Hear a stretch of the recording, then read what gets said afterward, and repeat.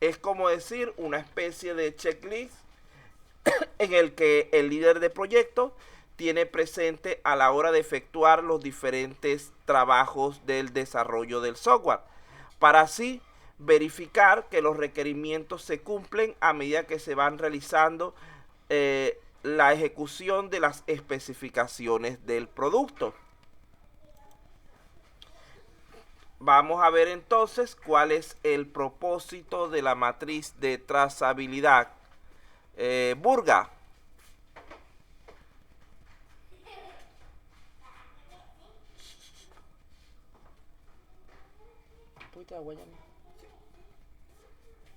Burga, no está Burga. Esta gente no sé, hoy no hay fútbol creo. Campos Muñoz, tampoco, están distraídos hoy. Cárdenas, Emer Cárdenas.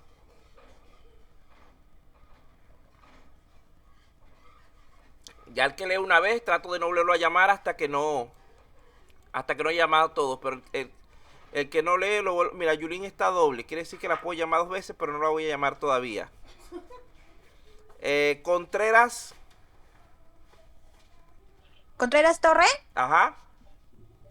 propósito de la matriz de trazabilidad. Brindar una expectativa clara de las relaciones existentes entre los requisitos, así como también señalar las especificaciones equivalentes en que se traducen dichos requisitos. Entonces vean que ahí está cuál es el motivo de esa matriz de trazabilidad. En primer lugar, mostrarnos de manera clara las relaciones existentes entre los diversos requisitos. Y también señalar cuáles especificaciones pertenecen a cada requisito. Recordando que un mismo requerimiento puede generar varias especificaciones. ¿Cuál es la diferencia entre requisito y especificación, el señor Contreras Cornejo? Los hombres están casi todos mudos hoy, las mujeres les están ganando. Coronado Rodríguez, ¿cuál es la diferencia entre o qué es una especificación y qué es un requerimiento? La pregunta, señor Contreras Cornejo, es ¿cuál es la diferencia entre la especificación y el requerimiento?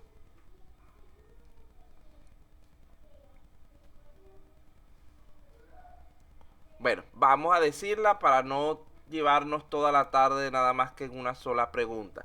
El requerimiento es la necesidad en sí que debemos resolver, mientras que la especificación es la representación de cómo vamos a solucionar dicha necesidad.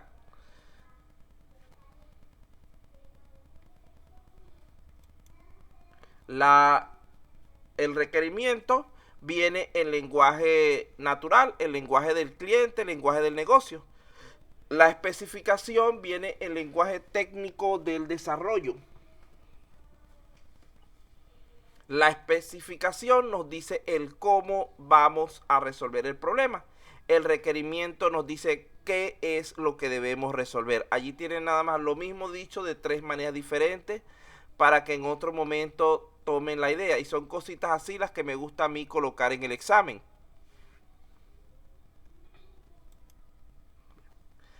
Continuamos entonces hablando ahora de estos 3 elementos. La matriz de trazabilidad es entonces un documento donde deberían ir registrados todos los requisitos del negocio. Déjame cambiar, está escribiendo con negro sobre negro. Luego, por cada requisito del negocio, se identifican los requisitos de usuario correspondientes. Es decir, un requisito de este puede generar n requisitos de este tipo. De cada requisito de usuario se identificarán entonces cuáles son los requisitos del sistema asociados a cada uno de ellos.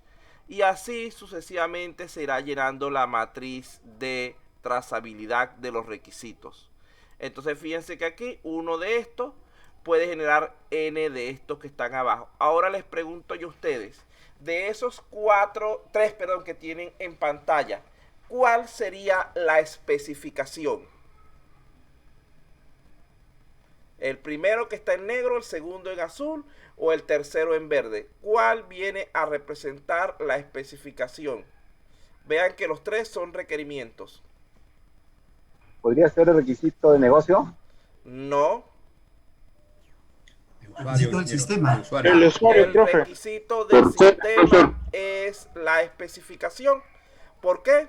Porque es el que nos dice cómo vamos a resolver el problema. El requisito de usuario es el requerimiento común y corriente del que hemos hablado desde el principio, que es lo que el usuario nos pide en sí. Y los requisitos del negocio vienen a ser los requerimientos no funcionales que, aunque el usuario no nos los haya solicitado, debemos cumplir para que el sistema funcione correctamente. ¿Entienden ahora la diferencia entre esos tres tipos de requisitos? Sí, ingeniero, sí, entiende. Entonces vean, repito, el de negocio son requisitos no funcionales que tienen que ver con el entorno. Son de tipo general, que si por ejemplo estoy hablando de un software para medicina, en medicina tiene ciertas validaciones, tiene ciertas cuestiones que no la tiene un sistema educativo o un sistema de ventas. Los de usuario son los requerimientos funcionales, los que específicamente nos pide el cliente que resolvamos. Los requisitos del sistema son esas especificaciones técnicas que nosotros construimos en base a los requisitos del usuario.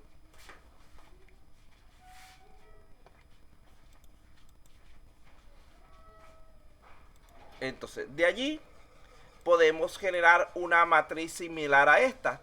Vean que hay muchísimas formas de plantear la matriz de trazabilidad. No les voy a poder hacer una matriz de trazabilidad por cuestiones de tiempo, pero quiero por lo menos que tomen la idea de un par de modelos que traje hoy. Vean en este modelo, tenemos el requisito del negocio. Supongamos que un requisito del negocio actualmente para lo que es la universidad sería clases web.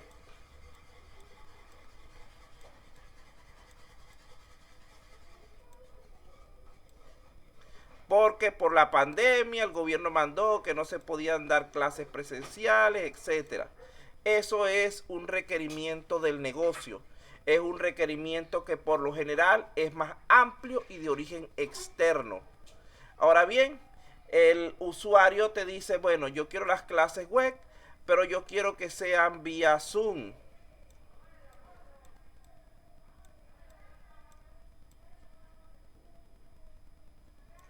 Y además de eso, necesito, por ejemplo, trabajar también, llevar el control según el Moodle en el campus.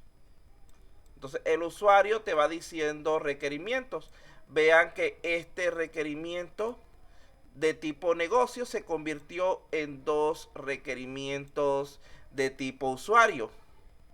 Luego, cuando llegamos a la parte de el requerimiento del sistema, entonces aquí establecemos cómo vamos a resolver para que esas clases se puedan dar a través de Zoom y cómo vamos a resolver para poder llevar lo que es la gestión académica a través de Moodle. Entonces vean como en este caso estamos planteando que este requerimiento de usuario se está convirtiendo en tres requerimientos del sistema, en tres especificaciones.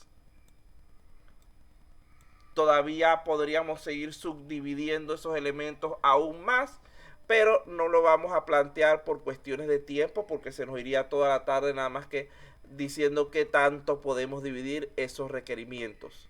El nivel de profundidad, el nivel de detalle que vamos a utilizar para la especificación de los requerimientos va a depender de muchos factores. Por ejemplo, el tiempo que tengamos disponible para programar el sistema, el presupuesto, el personal con el que cuente el equipo de desarrollo, etcétera. Hay factores que limitan, factores que favorecen. Ahorita un factor que favoreció este tipo de proyectos, por decir algo, fue la pandemia. Un factor limitante es el costo que no están dispuestos a pagar muchas instituciones. Luego aquí tenemos un caso de uso.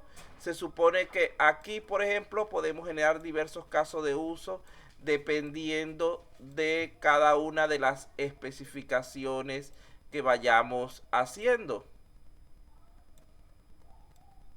Aquí hacemos nuestro... Inclusive aquí en este cuadro no se coloca generalmente el dibujo, sino que se codifica el caso de uso. Ya, buenas tardes, pero no tanto ruido, por favor. Bueno, aquí no se presenta el caso de uso como un dibujo, sino que se presenta el código del caso de uso asociado a ese requerimiento específico. Un rato discutimos.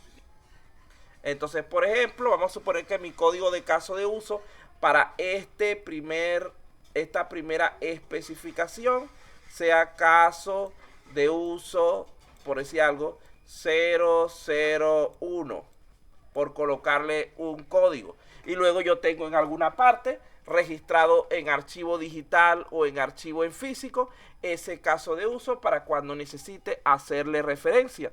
Si hay alguna modificación, se escribe otra línea posteriormente donde se indique el nuevo caso de uso con el que estaría vinculada dicha especificación. Diseño de alto nivel. Aquí colocamos ciertas características que tienen que ver sobre todo con la parte de apariencia, interfaz de usuario, realmente. Entonces aquí lo que hacemos es igualmente, porque no podemos meter toda esa información en este cuadrito, hacer una codificación. Por ejemplo, en este caso, supongamos que para este caso de uso, la interfaz de usuario relacionada es la número 5.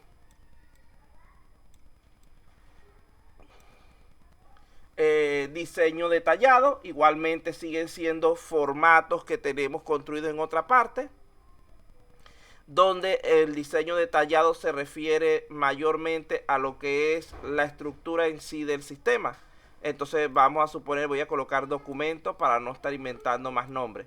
Documento 003. Y eso, toda esa información tiene que estar archivada, existente en alguna parte. Seguimos con este mismo caso. Código. El código fuente de esa aplicación tiene que estar, de esa aplicación o de ese componente, tiene que estar también en alguna parte. Entonces vamos a seguir colocando codificaciones sencillas. Código, supongamos que este sea el 101. Entonces mi codificación de ese módulo, yo lo separé, por ejemplo, por secciones, etcétera. Entonces busco dentro de mi código fuente la sección número 101, la cual está identificada a través de comentarios. Y allí sé que está el elemento que necesito. Caso de prueba unitaria, igualmente tiene que tener un código. Prueba de integración, prueba de sistema. Y aquí, aquí faltó, no lo colocaron, no sé por qué, la de aceptación. No, debe ser porque la aceptación ya es cuando terminan. Entonces aquí vemos que tenemos una petición de cambio. Igualmente tiene que ser codificada porque esta matriz no lleva contenidos extensos. Esta matriz lo que lleva son códigos de los diferentes elementos que estamos trabajando. Supongamos que esta solicitud de cambio es la número 99. Entonces así podríamos llenar esta matriz en específico. Vean que no es un proceso demasiado complicado porque se supone que ya nosotros hemos hecho este trabajo inicialmente cuando estamos trabajando con los requerimientos. Hemos hecho esto y hemos llegado hasta aquí. El resto es simplemente codificar los diferentes documentos que estén relacionados con nuestro requerimiento. ¿Tienen alguna pregunta sobre esta imagen? Ingeniero, ¿y la definición de prueba unitario, prueba de integración cuál es? El concepto. Ajá. Bueno, Sí. ese concepto, a pesar de que es más adelante, porque se supone que eso pertenece a la unidad 3 o para ver, ya le digo qué unidad de ustedes es. Pruebas, matriz, indicadores, conectividad. Eso pertenece a su unidad número 4. Las pruebas unitarias son las que afectan, las que se realizan sobre un módulo independiente. Es decir, nosotros estamos construyendo nuestro sistema y probamos, por ejemplo, estamos haciendo el módulo relacionado con compras, la función llamada facturación, y probamos solamente esa función. Eso es una prueba unitaria. Luego, cuando tenemos ya varias funciones construidas y probadas, las ponemos a trabajar juntas y hacemos una prueba. Esa es la prueba de integración. Esas dos pruebas son de tipo desarrollador, hechas en entorno de caja blanca. Es decir, teniendo el código a la vista para verificar los errores. Es tipo depurador. Por otra parte, la prueba del sistema, esa prueba es desde el punto de vista del cliente. En esa prueba ya no es de tipo interno, sino de tipo externo. Ya es de caja negra, donde no podemos visualizar el código del sistema. Debemos hacerla tal como lo haría nuestro cliente, y el cliente también puede participar en esas pruebas. ¿Cuál es la diferencia entre la prueba de integración y la de sistemas entonces? Aparte de que está hecha una de caja negra y la otra de caja blanca, que en las pruebas de integración solamente probamos el sistema desde el punto de vista interno, es decir, sus componentes entre sí. En la prueba de sistema incluimos elementos de tipo externo, por ejemplo, comunicación con otras aplicaciones, comunicación con la red, con comunicación, por ejemplo, con otras bases de datos, etcétera. Eso lo hacemos, digamos que es casi como una prueba ya final del sistema, porque la prueba final, que es la que falta allí, es la de aceptación, que es la última que hace el cliente ya cuando le vamos a entregar su aplicación, para decir, mira, si terminaste, quedas libre de responsabilidad conmigo y te pago lo que te faltó de tu trabajo. ¿Alguna otra duda? De todas maneras, esto se ve en la unidad 4, si no me equivoco. Lo que pasa es que no quiero adelantarme porque estoy siguiendo de acuerdo al orden establecido en su sílabo. Sí, conectividad, seguridad, medidas, estándares, mejores prácticas. Sí, aseguramiento de la calidad es su tema 4.2. O sea que todavía le falta un rato para llegar hasta allí. De todas maneras, como les dije, aquí en el caso de donde estamos ahorita, lo que les interesa saber es que cada una de esas pruebas lo que se identifica es a través de un código y se coloca aquí el código. Cuando la persona quiere hacer el seguimiento, simplemente ve, la prueba unitaria 5 fue para ese requerimiento número, que fue a lo que faltó aquí, el número de requerimiento, ese requerimiento número 1. Entonces busco qué pasó con ese requerimiento 1 en esa prueba 5.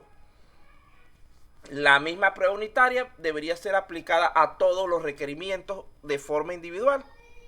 Luego que probamos todos los requerimientos de forma individual y estamos seguros que el sistema, que cada elemento funciona correctamente por sí solo, los agarramos y los vamos probando por grupos o como sistema completo, siendo eso una prueba de integración. Recuerden que nunca se hace una sola prueba, se hacen varias pruebas para ir logrando conseguir la información necesaria para mejorar nuestro proceso. Una vez que ya estamos seguros que funcione bien a nivel unitario o independiente y a nivel global o de integración, hacemos primeramente nosotros nuestras pruebas de tipo sistema. Las pruebas de sistema se clasifican en dos, que eso también lo vamos a ver luego. Serían las pruebas alfa,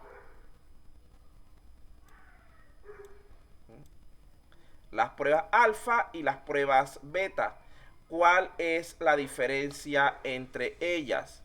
La diferencia está en que las pruebas alfa las realiza el desarrollador, porque nosotros no deberíamos poner al usuario a probar un sistema completo desde el punto de vista externo si nosotros no lo hemos hecho antes. porque recuerden que digamos que eso es desprestigio para nosotros si se presentan fallas, vamos a decirlo así de alguna manera, tontas, que pudimos haber resuelto probando primero nosotros mismos. Veremos que vamos a hacer una prueba del sistema ya para un programa que estamos haciendo. Y decimos, no, vamos a mandar al usuario que la pruebe. Y resulta ser que teníamos una eléctrica mala en la conexión de base de datos. Y el sistema nunca conectó. Viene el usuario bravísimo y dice, no, esta gente no sabe trabajar y no sé qué. Y de ahí en adelante empieza a darnos problemas porque va a estar montado encima de nosotros pensando que no dominamos lo que estamos haciendo simplemente por un pequeño descuido. Entonces primero se hacen las pruebas alfa para que el desarrollador valide que todo está funcionando correctamente y después se hacen las pruebas beta donde el cliente evalúa a ver cómo le va con el funcionamiento. Recuerden siempre que por lo general el cliente es más capaz de detectar fallas que nosotros. Yo, por ejemplo, yo instalo mi computadora, le pongo su sistema operativo, driver, todo para que funcione y la pruebo 20 veces y me parece que todo funciona correctamente. Mi esposa se sienta 5 minutos y me dice, te faltó instalar yo no sé qué. De las cosas que siempre instalo, porque realmente cuando uno está instalando un sistema o construyéndolo, uno desea o uno procura, uno lo está viendo como que todo está bien. Uno quiere considerar que su trabajo es bueno en todo momento. Y por eso, bien sea de manera consciente o inconsciente, hace las cosas como para que le funcionen bien. ¿Por qué me funciona bien y ya no? Porque yo hago las cosas tal como yo sé que van a funcionar. Pero de repente, supongamos que el Word no le coloqué un icono que ella siempre usa.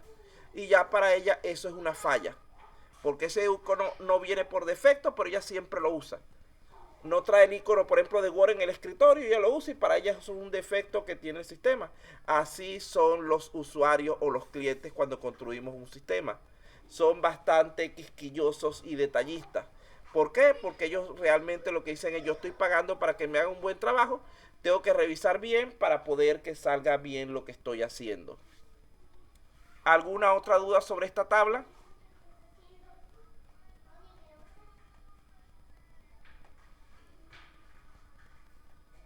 No, ustedes son bastante tranquilos. Alumnos quisquillosos, los que están viendo ahorita Proyecto Integrador 2. Bueno, de todas maneras, vamos a continuar. Creo que no hay dudas por el momento.